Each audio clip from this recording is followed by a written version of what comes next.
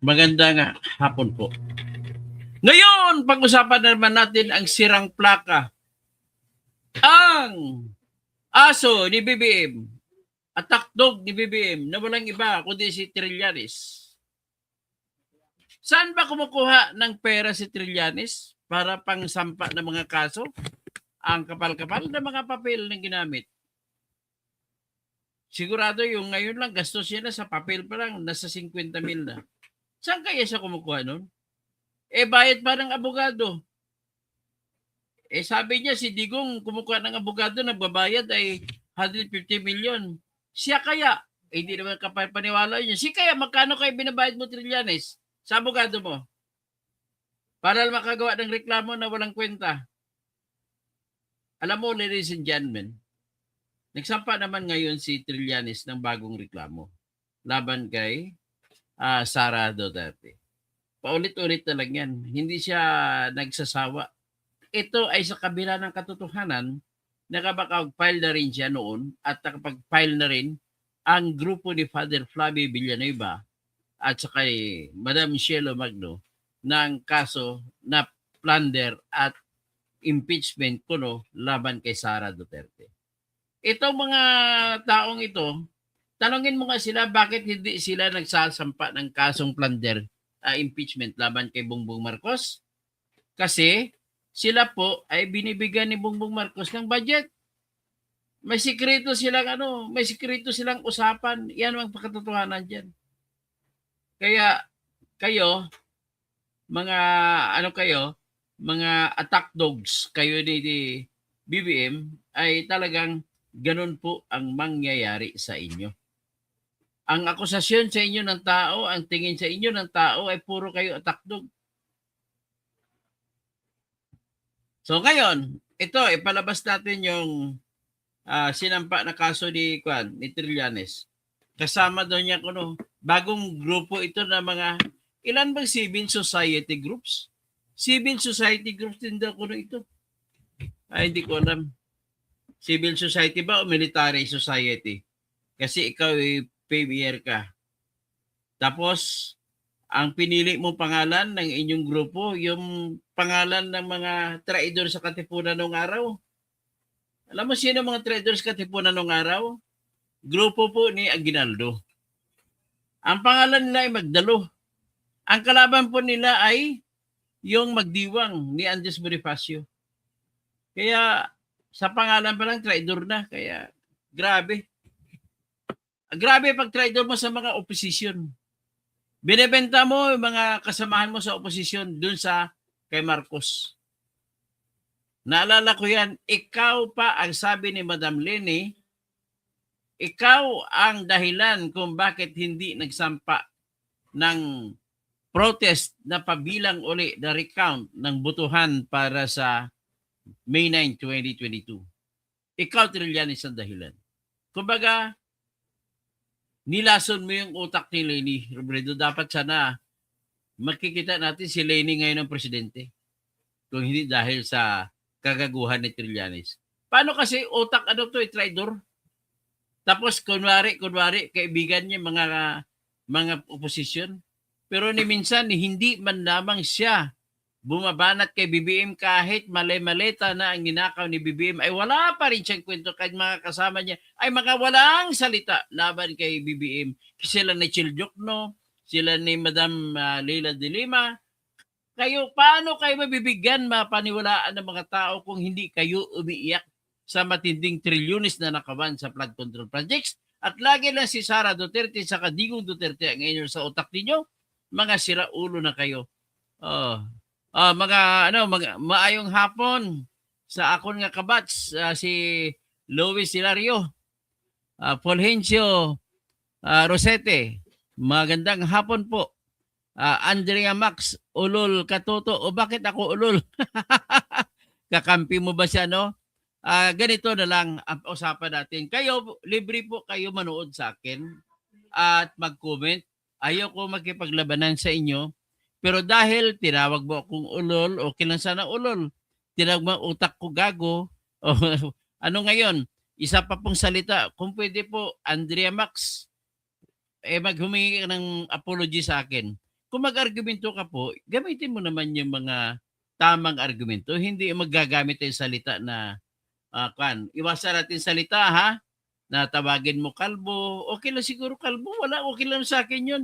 Pero ibig sabihin, palatandaan po yan na wala ka ng argumento. Pag nagagamit, tumatawag ka sa isang tao na mga personal, tawag diyan mga ad hominem na mga pananalita, ay ibig sabihin po, natatalo ka sa debate. Okay? Andrea Max, natatalo ka sa debate ngayon dahil diyan. Sabi naman ni Kira Mayo, si Trillanes ang runner ni Marcos. Hindi lang runner, asong ulol ni kanyan. Maraming aso si BBM, si Anticlair, pero si Trillanes, ang asong ulol niya. Saan kaya ka kumukuha ng pera, pumunta ka ng Diheg, pamasahe? Sa papunta pa lang doon, kulang 100,000 gastos, pesos. Pabalik, another 100,000. Tapos, titira ka pa sa hotel doon, ikot-ikot ka pa. Siguro mga halos kalahating milyon ang ginagastos mo pag pumunta ka ng Diheg. Saan ka kumukuha ng pera, Mr. Trillanes? Di walang iba, kundi kay Lisa Marcos. Di ba? Hanggang ngayon, alam naman on record na, wala kapag nabanggit na pangalan ni BBM. Iyan ay sa kabila ng lahat na nagde-deliver ang iyong kababayan ni Saldico ng mali-malitang pera, 2 billion kada buwan kay BBM at saka kay Romualdez. Hanggang ngayon, wala ka malang sinabi si, ano ka ba klase? Can I believe in you that you are a crusader? How can you be a crusader if you are only hitting the small ones? 125 million kay Sara? Inahabol mo? Yung 1 trillion, hindi mo inahabol? Anong klase kang tao ka? That's the reason, Trillanes. You have to examine yourself. You have to reflect on you. Why? You ask yourself, why are you not now winning the election? It is because of your attitude. You have shown to be, my impression of you is you are a person who is not loyal to conscience and truth. All you are loyal to is money. Ganun naman po. Tapos sinayang mong pangalan, binuo mo doon sa Oakwood Mutiny. Bumuto pa ako sa iyo. Yun pala, sisirain mo lang pala pagtiwala ko sa iyo. So, if there is anything that I can say to you now is, you have breached the trust of the people who voted for you. Parang tinraidor mo ako. Marami kaming bumuto sa iyo sa panahon ng unang takbo ng eleksyon sa pagkasenador. Kaya ka nanalo ka ng unang takbo ng senador, kami ang dahilan nun. So, pag-inggit, pikit, Julie Sindol, Sarah Sherwin sa 2028 na kahit na sino pa sa Duterte family. So si Amida TV, para sa amin may tupak yan. Corazon Badayos, grabe ka kayabang Opaw, grabe ka daw ako, grabe kayabang. Ngayon dahil nagsabi ako, pag magsalita kayo po, gumamit kayo ng argumento. Bakit ako mayabang? Siguro hindi na pangit yung pangit siguro pag tinawag niyo ako mayabang. Sabihin niyo na mali ako at ipaliwanag niyo bakit mali ako. Okay? Kasi ako tinatawag ko siyang traidor kasi marami akong ebidensya. Okay? Tapos kung may magtatawag ng ad hominem dito, i-ban ko ha, tatanggalin ko. Si Ara Sausa, good afternoon attorney, God protect you. Guide you always. Tapos si Arnaldo Liorca Aguirre. Kabag-anak ko siguro yung client ko dati na si Colonel Liorca na dating hepe ng Pasay Police. Si Julie Lindol. Trillanes, asong tahol. Asong tahol. Danny Cruz, ikaw magkano? Ay, wala po ako magkano. Wala po akong tinanggap na kahit magkano. Dapat kung magtanong ka kung magkano, dapat may ebidensya ka po, Dani. Kasi kung halimbawa, matupak ako, ay kakasuhan kita. May pangalan ka pa naman dyan. Paano ka tatakbo? Makasuhan kita ng libel. Pero hindi po ako kakaso. Okay lang yan. Pero next time, you be a professional. Professional naman kayo mag-comment. Dapat ang pagka-professional na comment, yung basihan ninyo, meron kayong basihan, tapos kung pwede lang, gumamit po kayo ng dissenting salita. Ganun lamang po. At para masaya naman ang ating usapan. Pwede kayo tumawag sa akin, gago, okay lang yan. Kalbo, okay lang sa akin yan. Tanggap po yan. Pero, pangit siya pakinggan. Kung maiwasan nyo na lang. So, Danny Cruz, ikaw, ayan. Si Kier Mayo, si Trillanes, ang runner ni Marcos. Okay. Tapos si Andres Max, ulol katuto. O yan, mga kaso mo yung ulol. Siguro, maganda siguro, i-banner kita.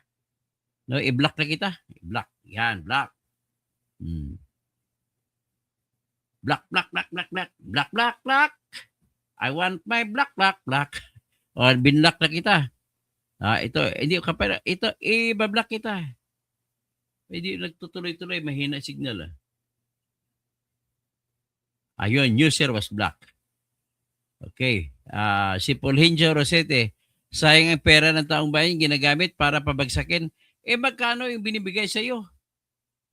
Ni Lisa Marcos.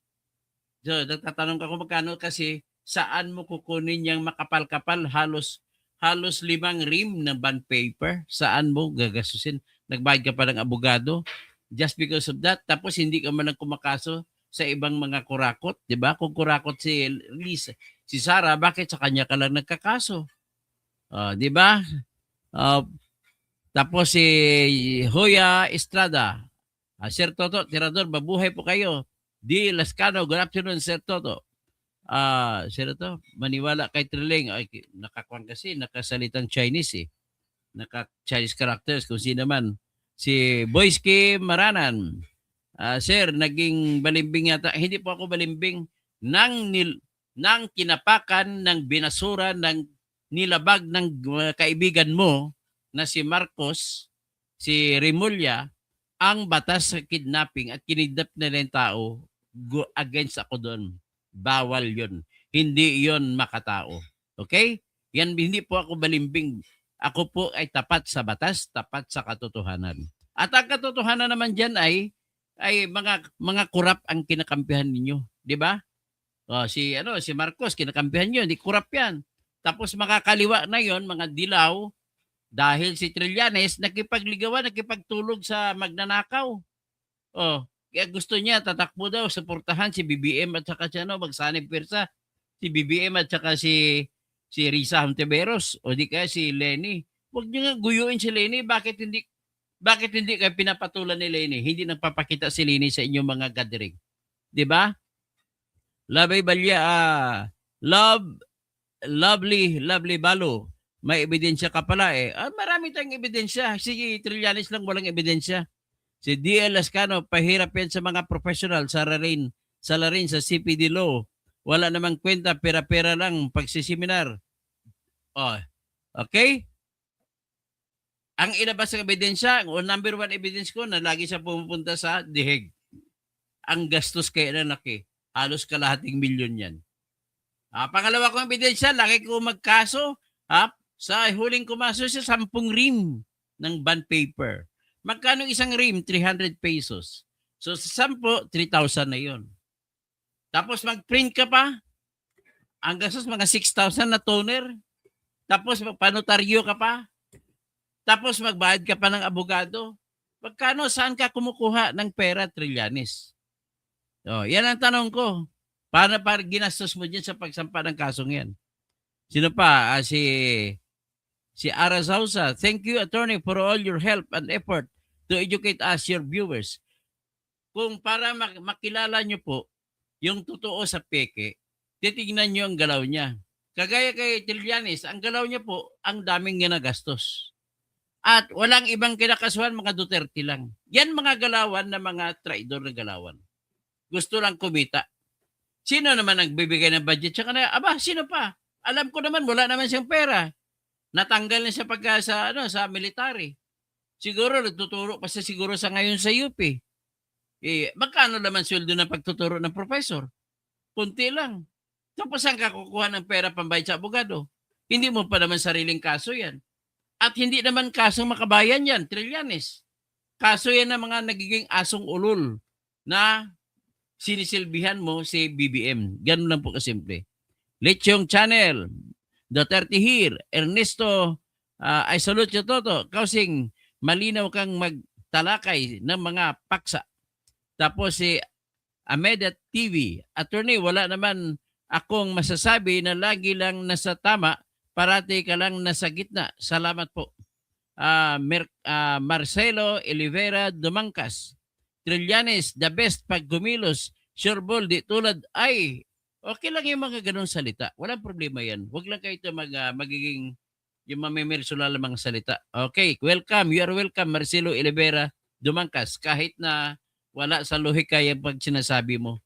Traidor kasi si Trillanes eh. Okay? Ramoncito Tugunon. Abaw, maayo nga tao. Sino maayo nga tao? May Mr. Tugunon.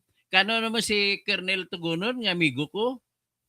Ernesto, tapos sana tumalakay ka din sa mga ginagawa ni Sara bilang BP at kung tumutulong siya. Ay, hindi ko na muna siya, hindi naman siya importante. Tumatahimik naman siya eh. Mas maganda, mas importante yung mga galaw nila ng mga magnanakaw. Rian, kinakampihan mo rin ata kakampihan ko si Sara, wala naman siyang kasalanan na. Natatawag niyo lang lusay, hindi naman totoong lusay. Sabihin niya, ano ba katwiran niyo? Tinawag niyo lusay dahil sa Merigris Piatos? For all you know, dapat yung malaman, ang tinatalakay ninyo ay yung tinatawag na confidential fund.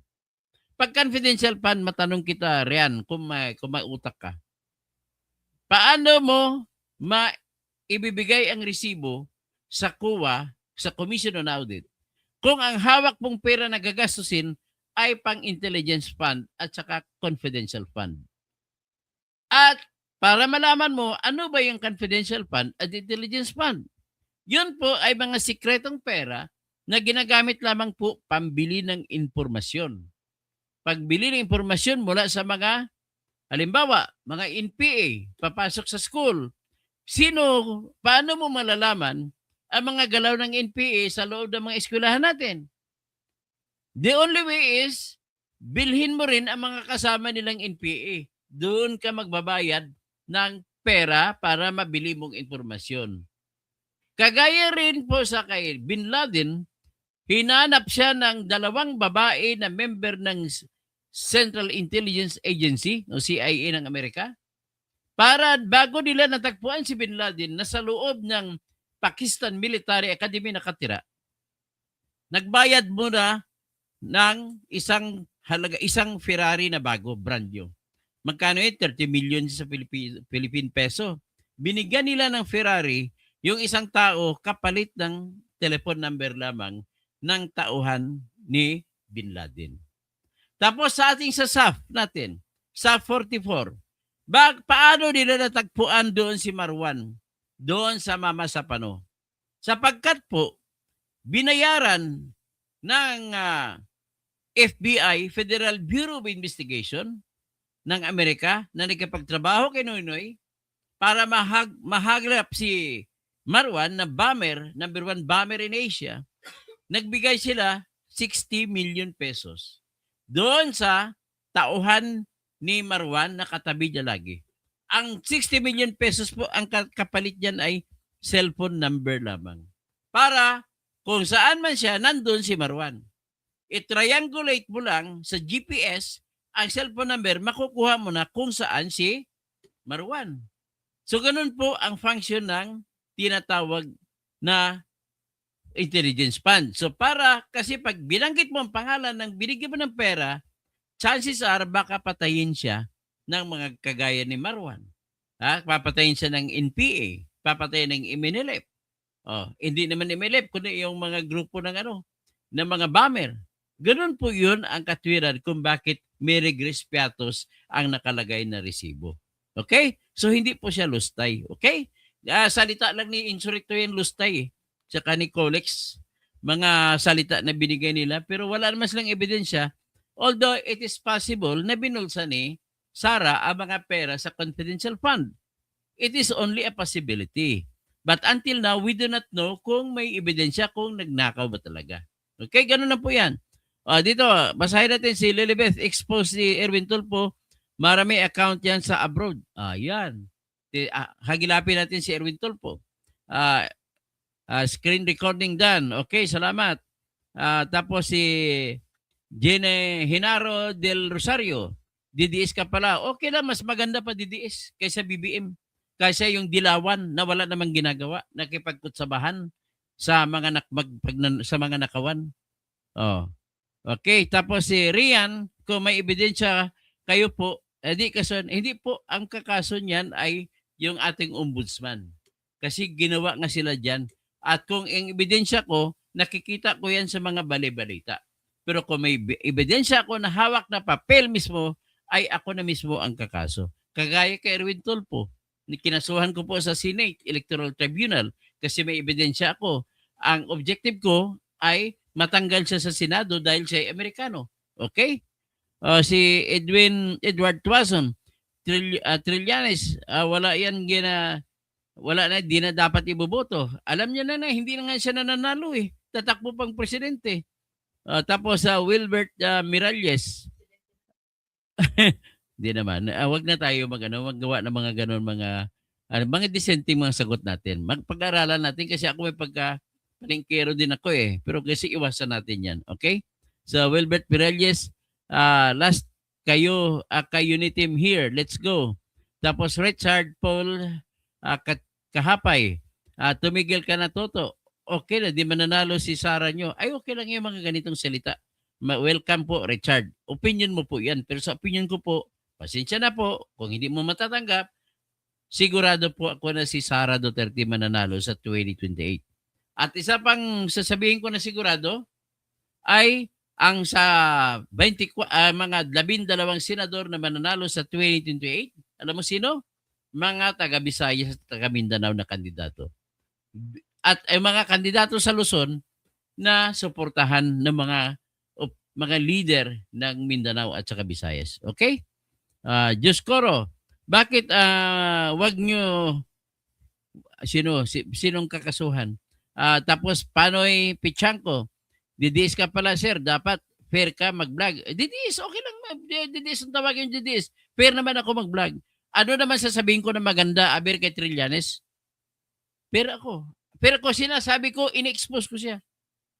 Kung pera ko, ano masasabi ko na maganda, aber? Kay BBM. Wala, kasi pag nanakaw lang naman, yan ang pinaka-fair. Yan ang katotohanan. Kung magiging fair tayo, hindi po tayo magiging fair sa tao. Fair tayo sa batas. Okay? So nagkataon na naman dito na pabor kay Duterte yung batas. Kagaya ng pagkidnap. Bawal yun. So kaya kinikriticize ko sila. Yung kumakampi dyan, si Trillanes, si Ka-Insurrecto, si Bad, sino-sino pa, ay sinasabi ko tahasan na mali yan at kinakampihan nyo, mali. Hindi po pwede yan. So ibig sabihin, pag kinampihan nyo yung kamalian, wala rin kayong kwentang tao. Ganun lang po kasimple. Sabi ni Rian, lustay naman talaga. Anong lustay? Ano ibig sabihin lustay? Nanakaw? Hindi po. Wala po kayong katibayan na nagnakaw si Sara. Pero pwedeng nangyari na nagnakaw siya. Okay? Wala lang tayong ebidensya. Joy Chan, Toto, traidor na nagpakulong ng presidente. Kaya ba natin yon? Ano na sabi mo? Traidor na nagpakulong ng presidente. Sino si Trillanes? Si Trillanes, traidor yan. Si Rian, Weha, okay, hinaylasak. Dito to, Dr. Toto, kanina namalingki ako dito, ako sa China. Alam nila na di ako Chinese, kaya tanong talaga tagasan ako, sabi ko, Philippine, tanong, president mo, nag-cook sabay-sabay? O, yun. Nag-cook, nag-cocaine. Si Marcos. Si Rian, okay ka talaga, okay, Arsoke. Si Trilla is. Bakit? Sino pang press? Anyway, Rian, sino pang iba? Drawback, Vibranium. Katulad sa SAP 44. Si Marwan, Chismoso, Rinan, Trabaho, Richard, Paula Kahapay. Okay, dami nyo. Argo. Tapos Remotan. Mga tanga, yung mga nagsasabi ng lustay. Tanga talaga. Kasi wala naman kayong ebidensya. So, Roberto Tubil, engineer, tanong lang sa inyo kung hindi corrupt ang mga Duterte, paano nila na-afford? Ganito lang masasabi ko. Wala akong sinasabi na hindi sila corrupt. In fact, lahat ng politiko po corrupt. pero wala akong ebidensya ngayon na may mininakaw sila. Okay? So, magbayad ng 150 million, hindi po totoo yan. Yan ang kasinungalingan ni Trillanes. Ebidensya ko na nagsisinungaling si Trillanes. Saan ka kukuha? Magbabayad ka 150 million? Bakit mo ko babayaran si Kaufman? Mahina naman na abogado. Ganoon lang kasimple. Hindi po totoo yan. Huwag ka maniwala yan sa 150 million na kwento ni Trillanes na nabayad doon ni Duterte. Ikaw, Trillanes, pag makita talaga kita, sisigawan kita sa kamakon mo sa mga imbento mo na kwento Riyan, nagmatino naman si PBBM. PBBM, yan ang hindi lang lustay yan. Ubusay yan. Ubusay. Jolie Orbistondo, paano na tralala na siguro yan si Trillanes. Dilas ka na kapag tinira bangag na gobyerno, didiis na agad, yun nga didiis kayo takatang mga adik. Tapos yung mga nakawan sa baha, sinisisi kay Duterte. Ano bang mga logic ninyo?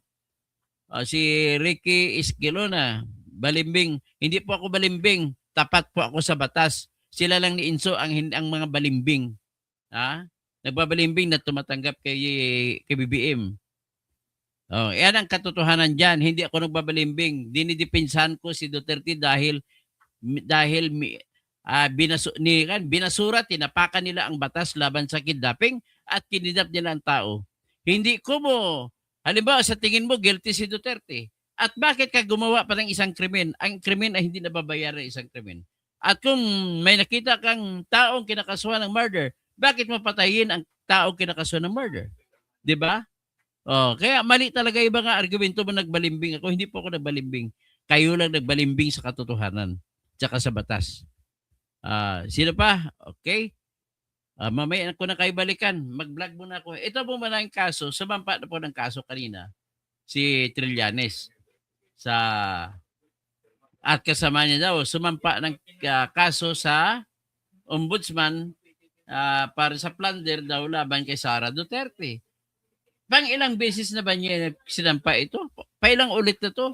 Tapos bago sa kanya, may nagsampa na grupo nila ni Madam Cielo Magno tsaka ni Father Flavio Villanueva. Pareho din ang laman ng reklamo. Pag binasa mo, ayan siya. Pareho din, kumbaga ginastos mo lang ng mga papel. Nagsayang ka lang na magbigay ka ng mga basurang papel. So basura talaga yung reklamo mo kasi paulit-ulit.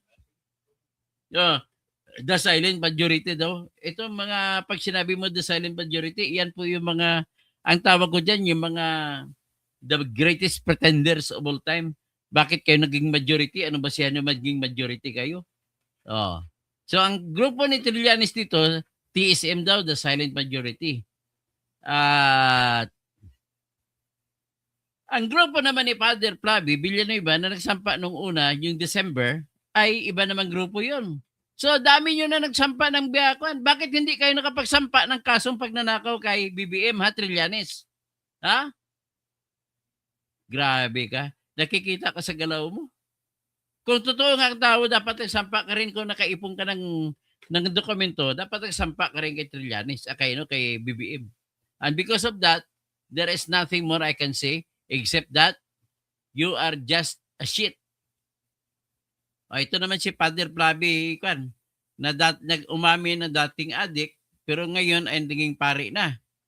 Ito, tingnan natin si Father dating adik Flavio Villanueva. Sinasabi ko lang dahil umamin siya. Hindi ako nag-akusa, kundi sa kanya rin nanggaling yan. Ito si Father Flavio. Sabi kay Father Flavio, mukhang hindi yan.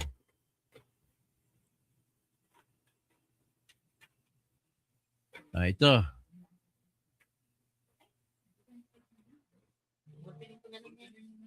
Ito.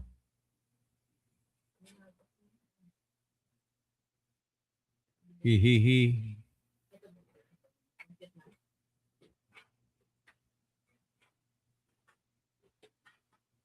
Ito. Ito po si Father Flavio. Balita to sa CBCP News. Siya po ay awardee ng Ramon Magsaysay award. Parang Nobel Prize sa Pilipinas o sa Asia. Tapos, isa siya nagsampa So, ang problema lang yan is sa paniwala niya, okay lang yun. Paniwala niya yan eh. Wala tayong magagawa. So, anyway, hanggang dito lang mang pang-vlog ko. Mamaya mag-vlog na naman ako. Pocholo Pacho, sabi mo noon, si Digong ang malamang na utak sa pagpatay. Sabi ko malamang. Pero napatunayan ko na po ngayon na wala. Si BBM pa ang malamang na utak. Kasi nga wala akong ebidensya noon. Pero sigurado ako na pinaka-mastermind sa ngayon ay si Bantag. Sa ngayon, wala pa tayong alam kung sino sa likod ni Bantag. Pero kung ako tanungin mo, si Bantag lang yan. Hindi naman si BBM, in fairness kay BBM. At hindi naman si Duterte. Okay? AM, pinipili lang ba nabasa na matandang ito? Pinipili. Bakit? Ngayon ko pala nakita yung sulat mo rito. Bakit ko pinipili? Yung iba pa ulit-ulit na po kasi. Kaya hindi ko na binabasa. Okay? So, Babes Golden Heart. Paano ka maniniwala siya? Sabi mo na hindi binayaran ng abogado. Sino? Sino ba sinasabihan mo? Trillanes, tinatanong ko kung saan siya kumukuha ng abogado. Tapos yung sinasabi naman ni Trillanes na 150 million daw binabayad ni Duterte kay Atty. Kaufman, that's a lot of nonsense and it's not true. Wala pong abogado na maniniwala sa inyo na ganun ang bayad sa abogado, 150 million.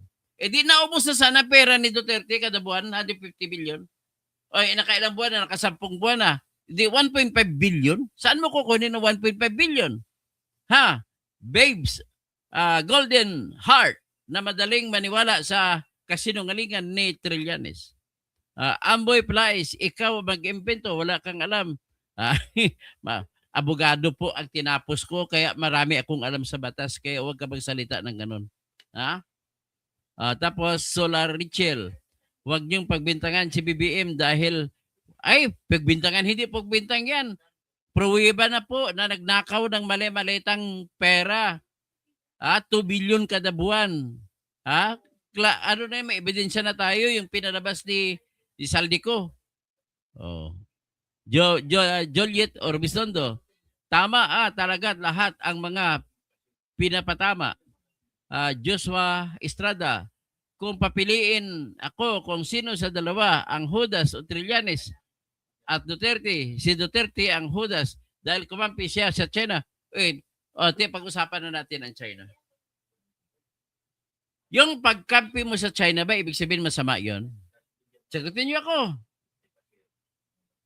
Yung China at yung Russia, nag-aaway sila sa teritoryo. Pero bakit sila magkaibigan? Nag-aaway sila sa teritoryo. Yung teritoryo doon sa Northern China ay kinuha ng Russia. So bakit sila magkakaibigan pa rin? Ang sa atin, West Philippines na teritoryo, nag-aagawan tayo. At bakit, ang tanong ko sa inyo, bakit ang mga bus natin, lahat ng sasakyan dito, puro Chinese? Bakit pinapayagan ni BBM yan? Saan kayo ngayon? Ano ngayon ang katwiran ninyo? Bakit kayo bumibili sa Shopee, sa Lazada, puro mga Chinese products? Huwag na kayong bumili kung talagang ayaw, no? Ang pinag-usapan natin, ibang issue yung agawan sa teritoryo. Ibang issue yun kung makipagkaibigan ka o hindi. Okay? Bakit sinasabi nyo pag Amerika ka, maganda? Ginagamit nga lang ni Trump ang Venezuela. Ang mga kinuha, talagang tinanggal si Maduro para makuha lang ang pinaka-largest oil deposit sa buong mundo. Ngayon, sabi ni Pacho, Pacho, wala pang 100 million ang salin ni Sara. Yun, sinabi niya na. Pwede mo ma-research ang salin ni Sara, nandito lang sa internet. Erin Grace Iguales, galaki lang mata. Ibig sabihin, ano ibig sabihin galaking mata? Hindi ko po maintindihan, pasensya na po. Amboy Palaes, Attorney Pulpul, may naipanalo ka bang? Ay, marami po ako naipanalong kaso. Lahat po ng libel ni Percy Lapid, naipanalo ko po. At ako po nag-establisa ng tinatawag na causing doctrine sa libel. At pinanalo ko yun sa Supreme Court. Marami na po kong kaso na ipanalo sa Supreme Court. Kaya hindi na ko kailangan magibang. Kasi kung ikaw lang tatanong ka kung magaling ba ako, Hindi naman ako magaling siguro, pero marami lang ako na ipanalo. Napakarami na rin. Hindi ko na mabilang. Of course, may mga kaso rin na talo. Ganun lang ho kasimpleng buhay. Parang cook. Kung minsan regular, kung minsan sakto, kung minsan zero. O, ganun lang yan. Patsolo, patso. Tapos ungas ka, matanda ka na, wala ka pa pala alam. Sino bang pinapasabihan mo na matanda? Ungas, wala ang pangalam. Well, ikaw lang siguro walang alam. Naglilekture na ako, nasalita na ako kanina. Sabihin mo pa na walang alam. Si Joshua Estrada, pakisagot ang mga boss kung totoong drug lord si Michael Yang. Wala tayong ebidensya kung drug lord si Michael Yang o hindi. Pero inaakusa siya ni Trillanes sa ni Asierto na drug lord. Ganon po yan ang masasagot ko. Wala akong ebidensya na drug lord siya. Okay? So Edmond, sa lawak ng noo mo, ay ibig sabihin po, kayo po ay gumagamit ng tinatawag na ad hominem, na memersonal ka ng noo ko. Edmond? Total, kaibigan mo naman, bata ka naman Trillanes, mas maganda, iban na lang kita dito. Ban you, sir. Ayan. So, Sadiko, hindi nga may papakita. Lawrence Piña, Florida, kidnap, may warrant of arrest. Sino ba yung kinidnap na warrant of arrest? Tapos, sino pa? Si Lawrence Piña, Florida, nabasa ko ng isa mo. Si Shai Adahar, wow, nawakas, kumikita ka na sa vlog mo. Sino ba sinasabihan mo? Okay? Joshua Estrada, negosyo yan, iba naman, teritoryo, attorney, ka ba talaga? Ay, attorney nga. Bakit nga? Marinig ko, napasa ng bariksam. Natanggalan ng lisensya. O, gano'n lang yan. Randy, Jesse, kawatan din yan si Trililing. Paskachi, hindi masama ang pakipagkaibigan, pero ang mga China sa pinaagaw, ay wala pong ganun pinapaagaw. Huwag ka maniwala dyan sa mga ganun. Sino bang may hawak kayo ng Pilipinas? Di ba si BBM?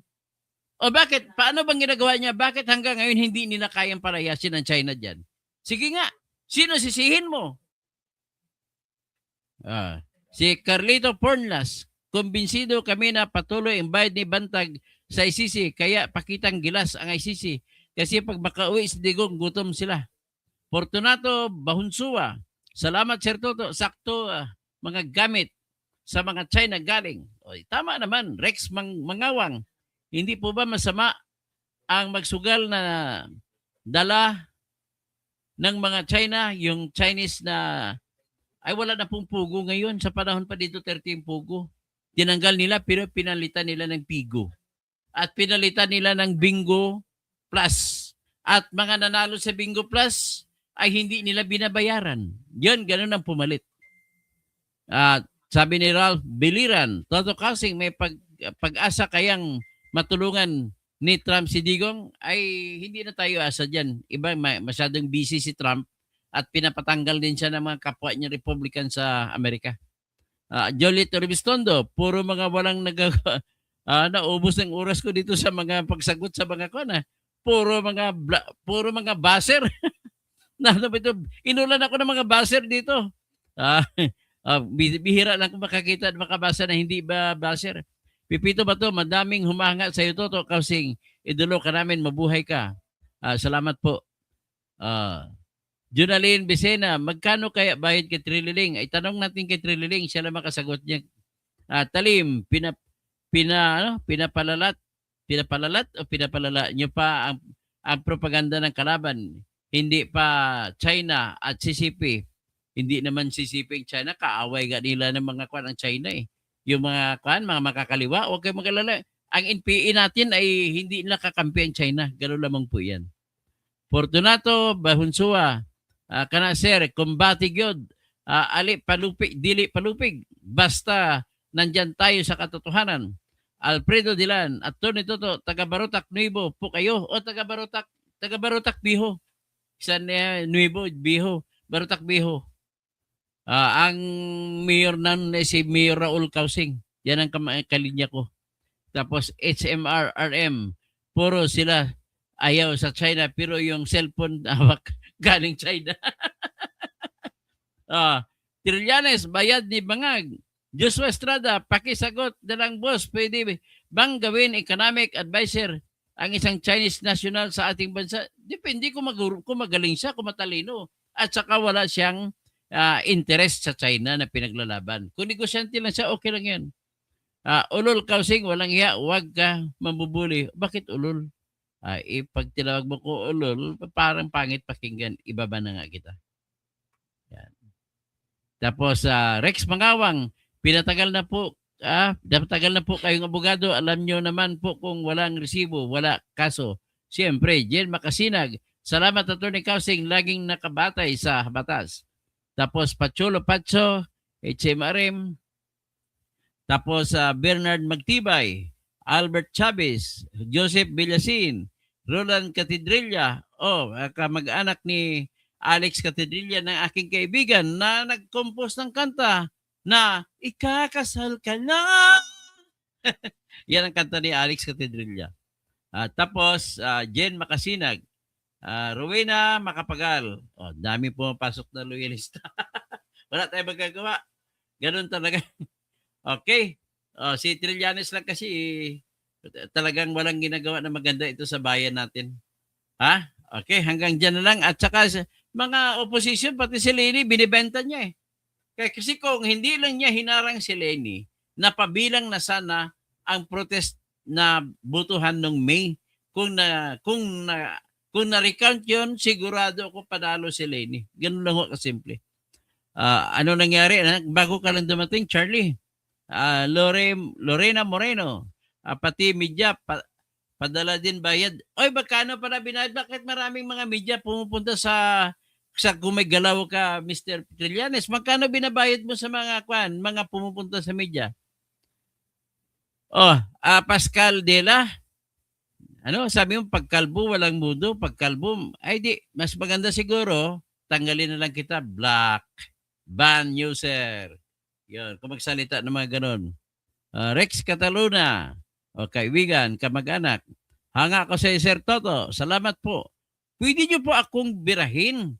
Yung mga, naman, decente naman ang salita gamitin nyo. Okay? Okay, hanggang dyan na muna at maraming salamat po sa inyo.